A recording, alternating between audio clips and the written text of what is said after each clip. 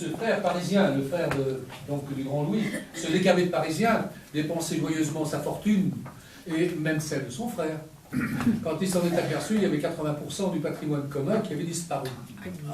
Des dégâts quand même assez importants. Le frère, donc meunier ici au moulin, a rappelé son frère parisien ici, on a fait le besogneux de famille. George Sand.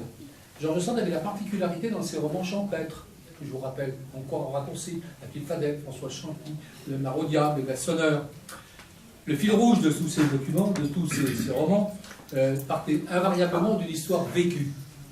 Et alors, dans le cas précis, il avait été témoin de ce geste de générosité, puisque le grand Louis, quand il a accueilli son frère au moulin, a épongé ses dettes, bien entendu.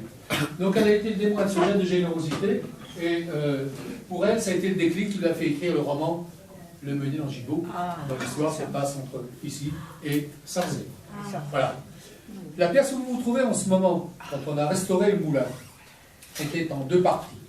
La partie où je suis là maintenant, c'était la terre battue, c'était la pièce, là c'était l'espace de vie du meunier de l'époque, avec sa famille. Et l'endroit où vous vous trouvez de l'autre côté, il y avait donc un grand mur de refend qui se trouvait là, c'était l'écurie des chevaux. Et il y avait deux chevaux dans cette écurie, Bazin et Clémenceau. Voilà. Et le moulin a l'histoire quand même. Voilà.